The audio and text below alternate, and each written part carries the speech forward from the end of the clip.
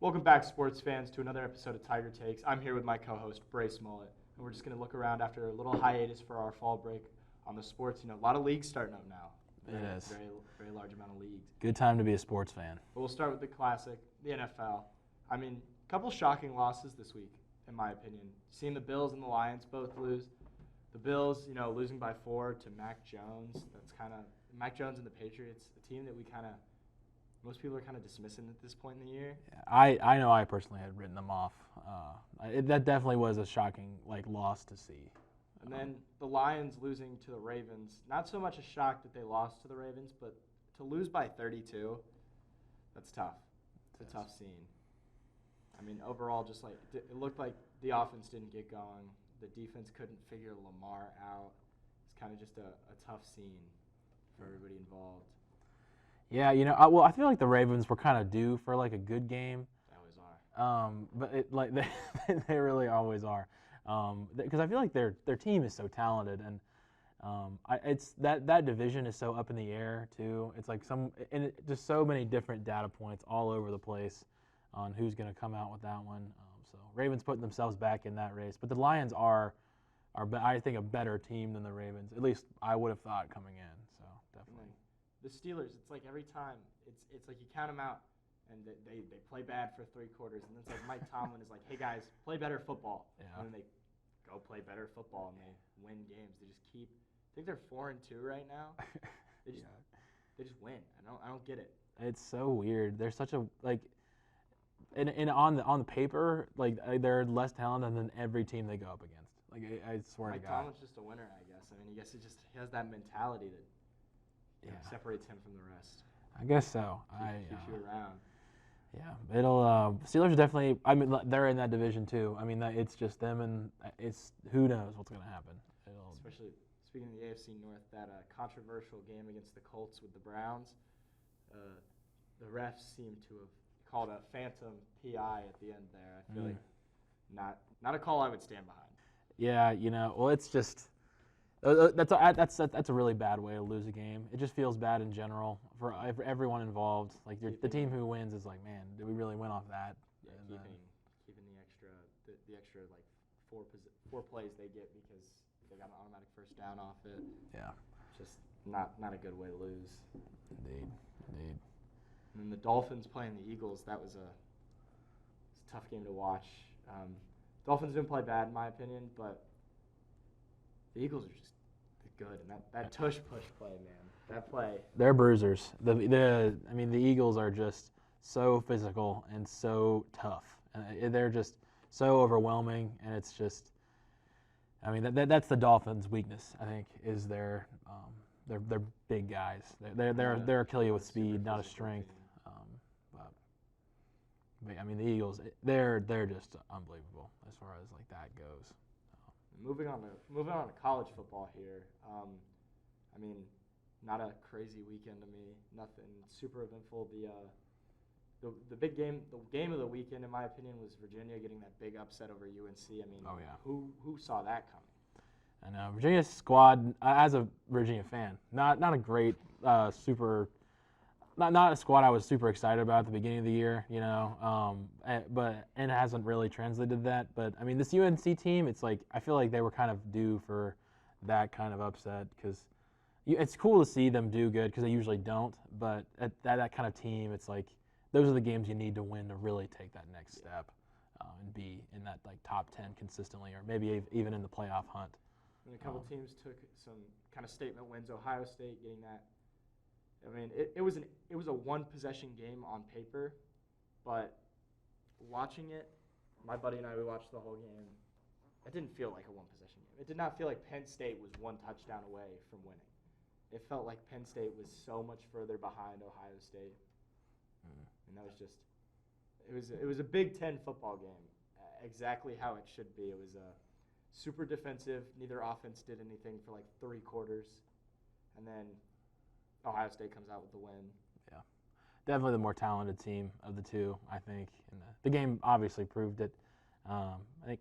What do you think, Ohio State? Do you think they should move up off of this? I heard some takes that they shouldn't, and I think those takes are kind of nuts. I think moving them up, I could see how like you can make an argument for it. I think they should just stay in the same spot. I think Penn State at 7 was kind of a gross overranking of Penn State. Yeah, just because the whiteout's really cool. Yeah, way of an over.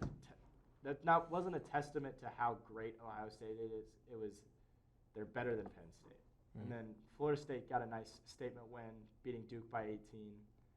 I mean, clearly the better squad there, and then to go out and like make sure that's a 3-possession game. They went ahead and showed they're the better team. Yeah, well, that's a good win. Duke solid squad this year. Yeah, that usually the 18 points like that's pretty routine, but that's a good win for FSU for sure. And then Oklahoma surviving against UCF off a failed 2-point conversion by UCF to tie. I think it was to tie. Yeah. So I mean, a little bit of scares there in Oklahoma. Absolutely. And then the choke job of the weekend, Tennessee. Tennessee scores 20 points in the first half. I think goes into halftime up 20-7 against Alabama. And you just kind of could feel it. Tennessee's up too big. It's like this. Alabama doesn't lose at home like this. Yeah. And then Alabama goes out and scores all of the second half points and wins like 33-20 or something. Just really puts the game to bed. Yeah, well, I mean, Alabama, they're really good at football. News to kind of no one. But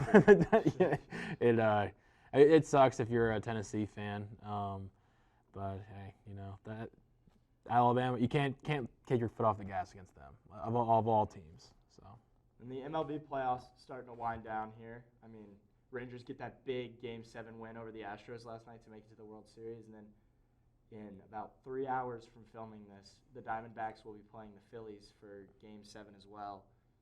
Be nice to see a Diamondbacks-Rangers World Series. I feel like that's one that most of America wouldn't hate.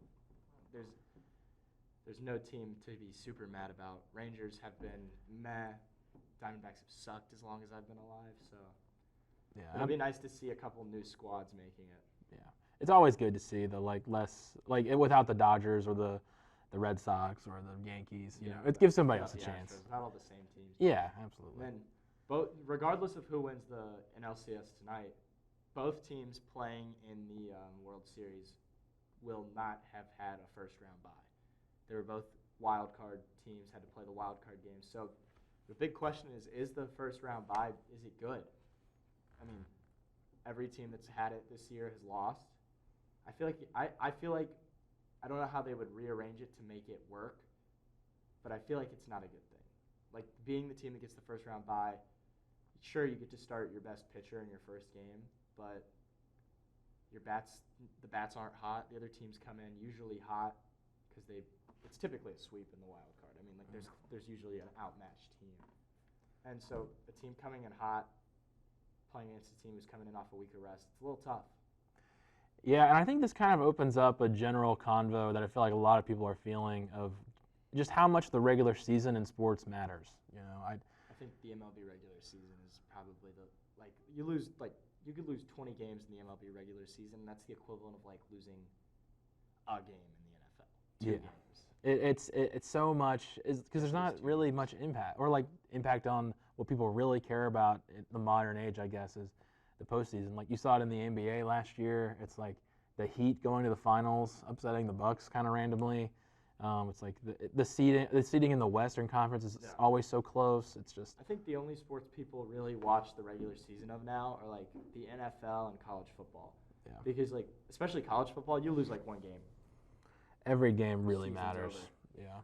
If you're a team that's like national championship or bust, and then in like the MLB, the NHL, NBA, 80 to 160 games, it's like, does it matter really if they lose this long one? Season? Yeah. And then NHL finally back, all 32 teams playing 16 games tonight. So if you're a big hockey guy, get on the TV.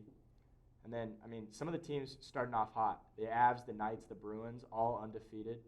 Kind of picking up where 3 of the better teams in the league left last year. I mean, Knights obviously win the Cup. Bruins win the President's Trophy as the best regular season team. And then the Avalanche, second team in the West behind the Knights. All 3 undefeated. Exactly where you want to be at the beginning of the year. Absolutely. And then Steve Yzerman, the Yzer plan that he's been working on for 7 years, finally proving doubters wrong with DeBrincat. sitting at 5-1. The fourth best team in hockey is the Detroit Red Wings. I didn't think I'd say that Who would in have a thought? long time. Yeah. And then some of these win now teams. I mean, maybe not the Sabres. They're starting slow, but they're still like a brewing young team. But the Penguins and the Oilers starting definitely much slower than you'd like if you're a fan of either of those teams. I mean, the Penguins just bought all in on win now. They've got Sidney Crosby, who's towards the end of his career, Evgeny Malkin towards the end of his career. They just got Erik Karlsson, also towards the end of his career. Bunch of old guys, and starting off slow. Hopefully they can get it in rhythm. Otherwise, I feel like this is the Penguins' 1 year. And then the Oilers with McDavid, Draisaitl starting also much slower than you'd like. And McDavid's now out for the next week or two with a body injury. Hockey doesn't really like to disclose the injuries. It's like upper body, lower body. That's all you get. There you go. And then another team that has been kind of surprising has been the Canucks, playing a lot better than they did last year after starting off the season like 0-7-1 through their first 8. And a couple guys keeping them afloat more than people would have thought, I feel like, going into this year. Thatcher Demko's playing electric. He's looking like an elite goalie again this year. And then guys like Brock Besser getting their points back to what they used to be. Now, for the NBA, I mean, I'll turn it over to you, man. This is your thing. So where the NBA season starts today, super exciting. We got 2 banger games. We got the Nuggets versus the Lakers, and then the Suns versus the Warriors. As far as West Coast. Yeah, I know West Coast, and 7:30, I think like 10 for the late game, which it's kind of as a late night, but I will certainly be watching. These are of course a Western Conference semifinal rematch, and then the Warriors and the Suns, of course. Warriors a tried and true historic team, and then Suns are the new kid on the block. I'm pretty excited for these games. I think it'll be a good battle That's on a good both way sides. To start the season for the NBA right there. Yeah, I think the Lakers, or well, no, not the Lakers. I think the Nuggets will take it home in the first game, and I think that the second game, I think there's a little more to talk about because the first game, obviously, there's a lot to talk about there too, just because. At the same time, what is there to be said about everything that's already been said? I know. It's like the sweep in the playoffs last year. Of course, the LeBron coming out of his cryo chamber for the first time in however many since they lost in the playoffs. Nuggets, pretty much the same team minus Bruce Brown. They brought everybody back, and then the Lakers kind of did the same. They got a couple more good guys. Gabe Vincent, good pickup for them. I'm surprised the Heat let him go. That'll be an interesting one to watch. Who are you taking on that one, Turner? I feel like, Jokic may not love playing basketball, but Jokic is good at basketball. I feel like he wants to get these games done as quickly as possible. He wants to be in and out. So I feel like the Nuggets will be a force to be reckoned with tonight and every night after that. Yeah. And as far as the second game goes, everyone's would say to take the Suns, but I don't know. I just like the Suns when you bring it change the team around, the team composition so much. There's always some growing pains and some chemistry issues. So it's like I think the Suns will be a serious force to be reckoned with. The Suns are the 76ers of the West. I agree. Both teams constantly bringing in big names and making a big three that just doesn't really amount to much. I feel like. But also at the same time, it's kind of the end of Golden State's run. Yeah. Curry's getting old. Draymond's getting old. Mm-hmm. Klay Thompson's getting old, and did you see his shooting numbers from preseason? They were not pretty. Klay. I don't know. I think Klay has been quietly one of the most overrated players in the league the past couple of years. I agree. But I don't know. We'll just have to see. I like a couple of their young guys. Like Moses Moody still has a chance to be good. Hopefully we see him take that step this year. And Frank Kuminga, he's such a specimen athletically. That dude can jump. But we'll just have to see. And but the reason I would say to not totally sell out on the Suns is just because of those growing pains historically of bringing in new players and new big player, everyone working on sharing the ball. It's the preseason, they looked really good, but that's the preseason. One more thing on the preseason that I think is worth noting is the San Antonio Spurs and their hot new prospect. I don't know if you heard of him. Never heard of Victor Wembanyama before, actually. Yeah, that dude looks unbelievable. I saw there was a clip of him getting dunked on, or him dunking on a guy from like a couple feet in front of the three-point line, and the guy just kind of looks at the camera and he's just like, yeah, it's like there's nothing he can do. That's a 7-footer getting dunked on from like this table length away from the hoop. It's unbelievable. And just speaking of Klay Thompson, him blocking Klay Thompson's shot from like, oh my gosh, the free throw line, like he got so up. His verticality is insane. He can block anybody, but like nobody can block him. I think somebody did the math. His release point is from 14 feet 3 inches off the ground. Is where he releases the basketball. That's unbelievable. There's nobody else who can reach that. Yeah, and it's like he just looks so smooth and fluid and just like so fast. I don't know. He will be awesome to watch this year, and will certainly be interesting to see what strategy they take on whether they want to win now or like win now. Like, oh my gosh, that team is going to be so fun to watch. Hopefully, so. All right, well that's all from me. I know. Sounds good. Yeah. See you guys in the next episode. Thank you.